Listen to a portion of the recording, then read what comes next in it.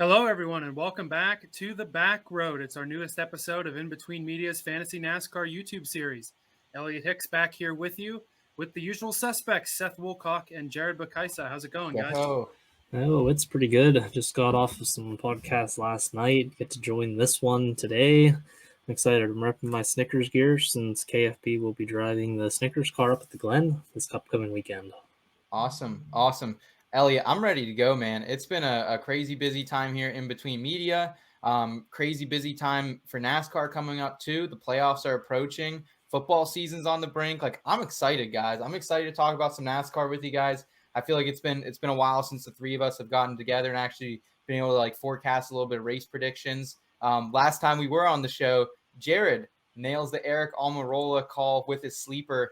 I hope you guys put a little bit of money down on Eric Almirola, threw him in those DFS lineouts because that was probably a sweet winning coming back for you.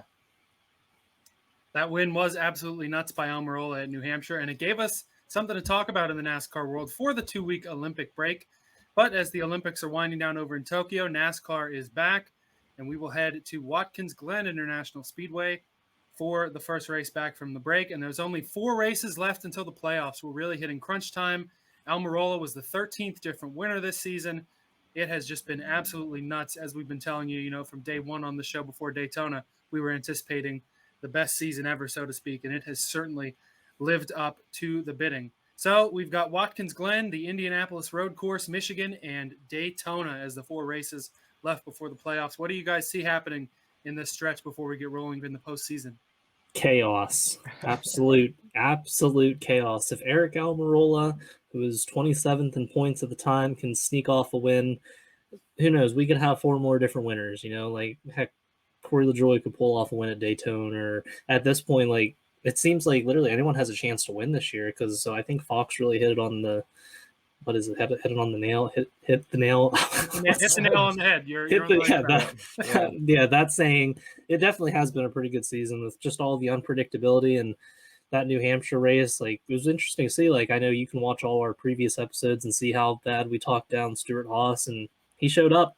It wasn't it was not a fluke win. He drove up through the field. He got beat on that last pit stop and drove his way back. So that was a pretty good win for him. But we got 2 road courses in a row. I wouldn't be surprised if we saw a new winner at one of the road courses, especially the Indy road course that the Cup Series has never raced on. So we could see maybe a guy who raced Xfinity Series full-time win there, or who knows? Yeah, it's definitely an exciting time for NASCAR right now. Like we have guys sitting closer to the bubble, Denny Hamlin and Kevin Harvick, last season's favorites, closer to the bubble than they would want to be right now. Like they're still in the playoffs right now. But this is a really exciting 4 stretches, a stretch of 4 tracks coming for us. I think Michigan's always been an underrated track. I've always loved watching Michigan races. Obviously, Watkins Glen, we're not too far from the Glen boys. So up north here, we enjoy that one as well. And then the Indianapolis road course, that is kind of a very different type of road course, I feel like. And I feel like at least the last couple of years, we've gotten some really fun Xfinity races on that road course. So hopefully that can translate into Cup a little bit here as well. Yeah, this really is going to be one of the most fun 4 race stretches we've seen. And Seth, I enjoy Michigan races too. I'm pretty partial to a few of them. Dale Earnhardt Jr. had a few fun wins there. But honestly, it's going to be the most normal race that we have left. I hesitate to say boring because it could be a very good race. But that's just going to be the status quo. And we've got 3 crazy tracks other than that. We've raced at Watkins Glen for years before, but it's almost a little bit of a wild card because we didn't race there last year. We've seen guys like Chase Elliott really dominate on road courses, but it could be real interesting. Indy road course, again, complete wild card. And Daytona, the ultimate wild card. We really have no idea who's going to win there. Anybody with a car that's got 4 wheels on the track is going to have a chance to win that one for sure. I think it's a particularly good time too, Elliot, to if you haven't gone into NASCAR DFS, if you haven't been playing on DraftKings or FanDuel yet this year, this is a really exciting time to get into it because like we said, anyone who has 4 wheels on the track has a chance to win. And the way DraftKings are set up is if you're in the back and you move forward, you're getting those bonus points. So that's huge. And I just think if I haven't played DFS yet this year, these next 4 weeks, this is the time. Get yourself ready for football season because it's going to be awesome. Yeah, even if you look at how FanDuel works too, like they have bets where you can bet on the top 10. Like with how like wild and predictable it is, if you want to bet low on some guy that you think could possibly make the top 10, or even if you want to shoot and maybe try to predict a guy for the top three, like this season's just been super unpredictable. You know, you head to Daytona in a couple weeks, like you might as well just throw some money on some of those like wild card guys that have super high like low odds. So why not? You know. Yeah, I like that attitude. A good time to get some practice in for football season. Just go out there and make those risky bets, and it could win you some money or win you some status quo or whatever you're betting on, whether it be in racing or in football down the line. But it'll be a real good stretch of 4 races coming up here before the playoffs. And Seth, you mentioned Kevin Harvick. I'm gonna segue this into our sleepers and keepers segment rather than a top 10 this week. Top 10 is pretty obvious. We decided, you know what, we're just gonna leave that out. We'll pick a sleeper and a keeper. But I'm gonna start with Stuart Haas Racing and Kevin Harvick. After Almirola's win, Stuart Haas Racing isn't the best place they've been all year. You know, Almirola got the win. We've seen competitive runs out of Chase Briscoe and Cole Custer. Kevin Harvick and the 4 team should be extremely worried because they don't have a massive lead. I think Denny Hamlin is above the cut line by almost 300 points. Harvick has almost a 100-point advantage, but that's not quite as much as you want. And he also doesn't have the safety of being in that regular season champion spot that would lock Denny Hamlin in even without a win. And we could very easily see 2 new winners, which would knock Harvick below that cut line if you have 15 winners and Denny Hamlin as the regular season champ. But as I mentioned with Stuart Haas Racing, my sleeper for the next 4 races is Chase Briscoe. He hasn't had great finishes at all the road courses. He's had some bad luck, but he has 2 6th-place runs at Road America and Circuit of the Americas, and he won the Indy Road Course race at his home track last year in the Xfinity Series. I think Briscoe could easily pull off a win in one of these races. He's a fairly good road course racer. Daytona's anybody's game. And even at Michigan, you know, we saw Kevin Harvick, a Stuart Haas car, sweep that doubleheader last year. And for my keeper, this is going to be the easiest one in the world. You got to go with Chase Elliott. I know in my latest column of Through the Field, I mentioned maybe you should kind of be careful of the guys who are the favorites. But Chase Elliott, I think he's a lock to win one of the 2 road course races. He's probably racking up the most playoff points out of anyone and the most points in general in these next 4 races. Even though if you make like a straight bet on him or something to win the race, you're probably not going to make too much. He's going to be your guy to stick with. Elliot, I think two things I want to add to that. Chase Elliott definitely probably going to win one of these next 2 races. If you are playing on DraftKings though, like just check those percentages because he is going to be highly owned. He'll probably be the number 1 owned guy. So just something to think about if you are going to be playing him in DK. As far as Chase Briscoe goes though, this is actually the race last season during the Xfinity season. I believe it was earlier in the year that I really actually like kind of fell in love with his driving. Like last year when he won this in the Xfinity Series, it was a hard fought battle between him, Allmendinger, and Cindric. Like they were going back and forth on the last lap even. So I definitely think that's a great call with Chase Briscoe there. And let's face it, like he's probably going to be starting maybe late teens at his high end, at maybe mid to late 20s. So I mean, that you want to get those bonuses right there for that move up. So I think Chase Briscoe, man, that's a great call. Yeah, I also think you can look at it being at Indianapolis, which would be his home track. I think you might see him drive a little bit harder. And with having that experience last year in the Xfinity Series racing the Indy Road Course, I could definitely see him at least running up there in contention for the win. All right, so that's my sleeper and my keeper. Jared, who do you have?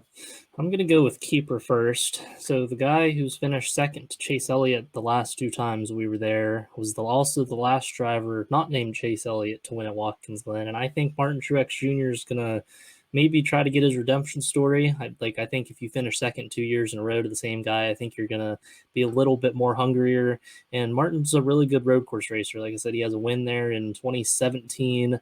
And I think he has a win at Sonoma, I believe, too, from a while back. So he's a good road course racer, so I wouldn't be surprised to see Martin Truex back there up top. And for my sleeper of the week, I'm going to go a little bit different route. I'm going to go with the RPM driver of Eric Jones. Now, with Eric Jones, I looked up his average finish in his 3 career races. He has an average finish of 6.3 with 2 top 5s and 3 top 10s. He averages 15 on road courses this season. He also has gained a total of 36 positions from the start of those races. So for DFS, if you're looking, he's averaging at least moving up 8 spots from where he starts. That's good. That's exactly what you want with Eric Jones. I mean, The worst case scenario he's a guy who could he's an aggressive driver. He could get wrecked out at one of these tracks, but if not, like he's a guy like I'm willing to take him as like maybe my last driver in one of these lineups, and like he's someone I think it would be very valuable if he hits. Yeah, like I said, he has an average finish of 15, so he keeps his car clean for most of the time. And if you're gaining spots from starting in the back, I think that's someone to at least look at. Maybe not for your someone to win, but if you're looking for a lower end guy that will get you points for positions gained, he's definitely one that you need to pick up there in the later rounds. Remember, Eric Jones has a win at Daytona too, looking down the road. So yes, grab him at a couple of different places. He's won there before. Mm-hmm. Yeah, there we go. No, I love that pick too, Jared. For my sleepers and keepers this week, no surprise for my keeper. I'm going back to Ross Chastain, guys. I've been saying this for 2 months now, but the guy has been absolute money, whether it's real NASCAR or fantasy NASCAR. If you're throwing him in your DFS lineups every week, like he is a guy, he's a middle tier guy who's giving you high end numbers every single week. He's getting you that move up bonus that we've already talked about on today's show as well. But I mean, guys, Ross Chastain has 6 top 10s this season. Like that is impressive for a guy who needs a win too. Like this is the time for him to win. He's been very good at all the road courses. He's an aggressive driver, even more so than Eric Jones. So he is a little risky. Like you have to take that risk because at the last road course we kind of saw him get a little too out of hand a little bit early and went off track. But I mean, he's a guy who get up front. He can maybe win a stage. So I'm really excited for Ross Chastain. Like, is there anyone that needs a win more for their career? Maybe Matty D, but I honestly think like Ross Chastain, he's driven hard enough this season. I think he deserves a win. The cool thing with Chastain too is some of that pressure is now alleviated off of his shoulders with the announcement coming out on Tuesday that he'll drive the number 1 car for Trackhouse next year. He's got a ride, so some of that pressure is going to be off. Obviously, he's still going to want to win. He's still going to drive the same, but he probably won't take as many of those risky moves knowing he's got a ride for the next couple of years. Yeah, also the thing with Ross, like you're basically like nailing it, Seth. Like Ross is definitely his time's coming. Like if you look at his career stats, like working from the lower tier teams and then just working his way like up through the series. Like he's one of those guys that didn't just get thrown in a cup ride at a young age. He basically worked his way up to where he's at now, and I'm happy that he got that contract for next season. Yeah, definitely looking forward to seeing what he can do at Trackhouse next year. Also looking forward what he can do for mine and hopefully some of our audience's DFS lineups coming up as well. As far as my sleeper guys, I would say he's kind of risen above. Maybe he's right on the line of a sleeper, but it's Tyler Reddick. I mean, what else can you say about this kid? The last 2 months of the season, his last 5 outings, he's been in the top 15 every single one of them. 3 of those have been top 10. 1 was an 11th place finish. And he's been up there consistently. Like there's been different times in races over the last 2 months. You'd be like, is this the night Tyler Reddick gets that W? Because like he moves up towards the front of the pack, maybe even takes the lead, and then he kind of like falls off. He's really good on those short runs and the restarts. We know he likes to run the high lines as well at some of these restrictor plate tracks. So look out for him at Daytona. And then he's never been, Jared, you probably followed him more in the Xfinity, but like I feel like he's never been like an ace at road courses, but he's always been like valuable and like at least serviceable at the end of the day. Yeah, he won the pole at Coda, I believe, right? Yeah, I think so. He's a wheelman. He can drive. So like you were saying, Seth, I think I could see Reddick doing good. I could see him doing good at a Michigan type of track, which is coming up. So you said it perfectly. He loves to run that high line, and I think he's going to be riding that high line, and possibly if he finds the right speed there at Michigan, he could pull off a win there, or even Daytona. Like especially since he's on that playoff cut line right now, he's going to be trying to make some moves and dicing through the field and try to get a win there. Especially if he's still on that cut line come the last race before the playoffs start. Yeah, I think Reddick is certainly a great pick here because he can win at all 4 of these tracks. He's not going to be a favorite at any one of them, but it would not surprise me to see him rip out that first win in one of these races. And I forget if this was on one of the TV coverage races or radio coverage or something like that. But Tyler Reddick has really been putting in the work to be better at road courses this season. It's paid off. He's had some better runs. He had that pole at Coda. So he definitely is going to have a shot here to get a W in the next 4 races. The one other thing I'll add about the playoff cut line that I think is going to be really interesting to play out is like if I'm betting or if I'm playing like season long fantasy or DFS, I want these guys towards the cut line. Like Kevin Harvick is going to be like, he'll be maybe a little more conservative because he does have a league, but guys like Chris Buescher, guys like Austin Dillon, guys like Tyler Reddick, Ross Chastain, Matty D, like these guys need a win realistically. Like Eric Almirola totally just threw everything off that anyone had predicted. So I want one of these aggressive drivers when I'm filling out my lineups. Like, yes, there's some risk involved with it, but I'm all right with it because it's do or die. We've seen NASCAR drivers on their last leg. They'll do whatever they can. Yeah, How heck, about you Bubba saw. Wallace, another name to throw in there. Yeah. Yep. Great. Yeah, heck, you saw Kevin Harvick just flat out dump Kyle Busch last year just to make just to make him like self to try to get into the championship for last year. And yes, Seth, you're definitely going to see a lot more like aggressive like pit strategy calls too. Like let's say there's like a restart late in the race. Like I know tires are important at a lot of the tracks, but you might see someone doing a 2-tire stop or something. If one person does that, especially if there's a bunch of those guys on the cut line there, like heck, they might just take 2 tires and just try to all battle it out for themselves there at the end. So definitely be looking forward to seeing that and how that all plays out in the next couple weeks. Without a doubt, I think these are all some really good sleepers and keeper picks, and hopefully all of them do pretty well, and I think that they definitely will. All right, so normally for our last segment of the show, we do our Backroad advice and Backroad stories.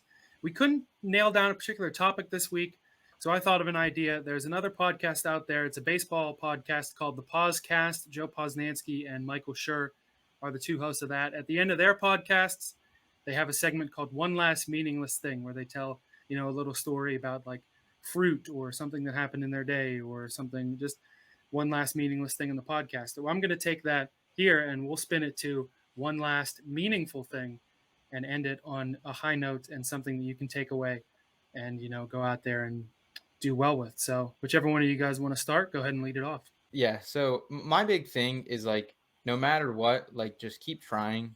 Whatever you're trying to accomplish in life, like just keep trying. If you put in the work, like eventually it'll pay off.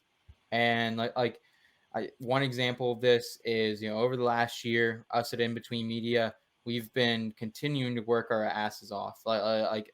Just to put it frankly, we have columns coming out all the time. Elliot, you write every other week. We do the Backroad. We have our In Between Fantasy Football podcast. We're always putting out content here in Between Media, and we're trying to keep it as high quality as we can. A lot of time goes into this. Most of us have full-time jobs. So this takes up our evenings, our weekends. And I think the moral of the story is like, if you keep working, it'll pay off. And this week was no exception to that. In Between Media, I'm very happy to announce that we are partnering with Underdog Fantasy for the 2021 fantasy football season and a little bit beyond that as well, to the Super Bowl. But super happy to be working with the guys over there at Underdog. If you're unfamiliar with Underdog, they're one of the newer startups in the fantasy football landscape. If you like best ball fantasy football, they're really awesome at that. What best ball is it's really great for the casual player. If you're listening to this, like this is probably a great thing for you because you're a NASCAR fan. But if you do dabble in football, it's a format where you can actually draft your team, and then that's it. You draft your team. The computer sets your lineup all year. You go through a league, but you don't have to pick up waivers. You don't have to drop people. You don't have to set your lineups. It does all that for you. It brings the best part of fantasy football, the draft, into the forefront and really making the decisions. So, and they have other stuff on there as well, pick'em games and daily fantasy sports as well. So if you guys want to try it out, please use our promo code IBT. If you make a $10 deposit, you'll get $25 in credit as well. So play around with that. But I really think the more of the story here is just like, keep grinding.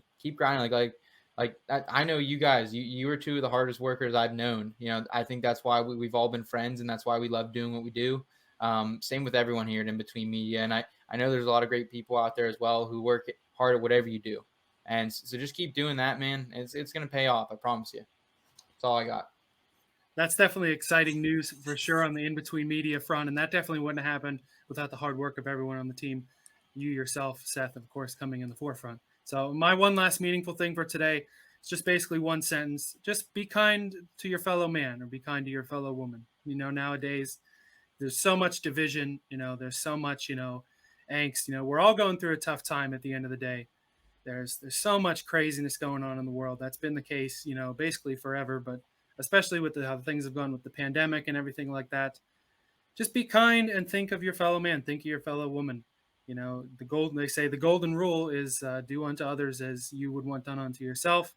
And we really need to remember that sometimes, a lot of times. And I'm certainly a victim of this as well.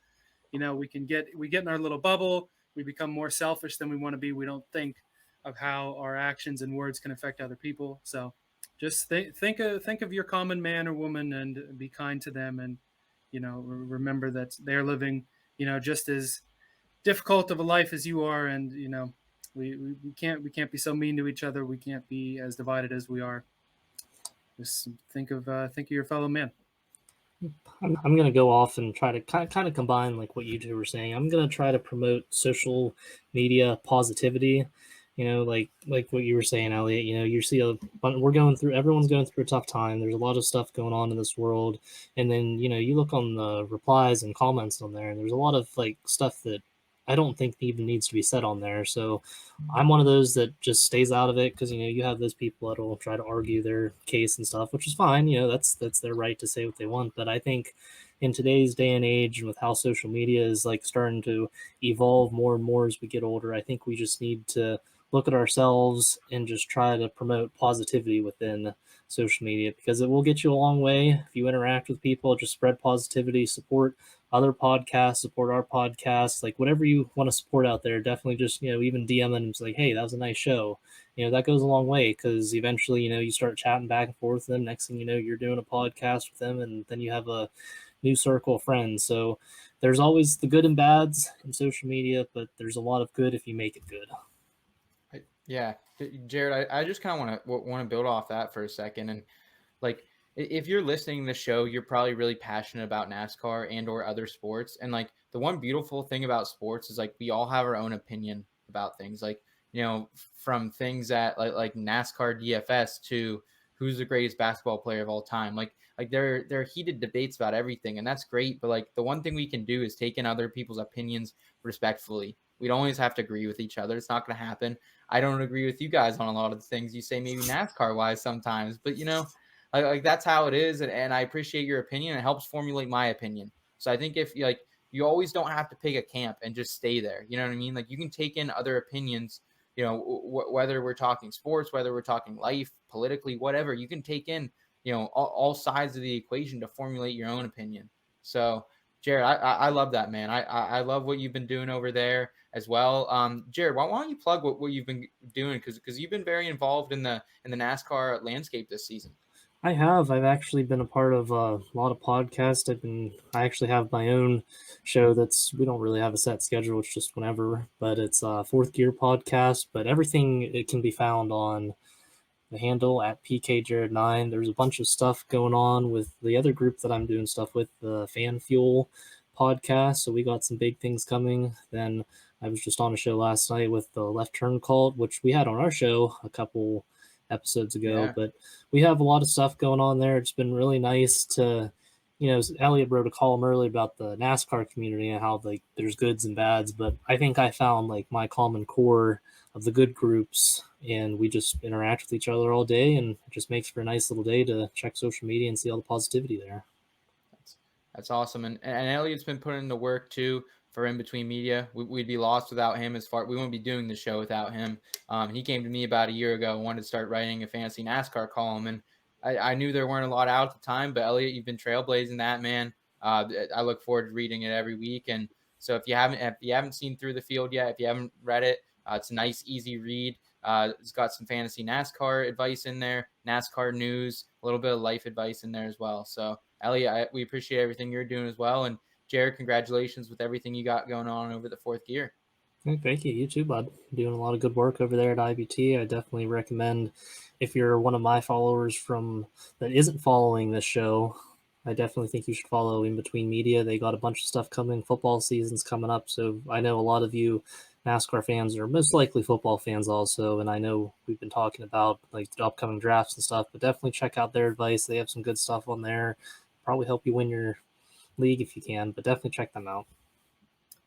Yeah, Seth, thank you so much for the kind words. There's so much out there in the fantasy football landscape. I figured I could take this NASCAR niche and do something with it. For everyone on In Between Media, of course, I am still around other than NASCAR stuff. I was able to have some fun over on the 19th hole the other day, and I'll still be around for football Yes, stuff. sir. Yes, This, sir, baby.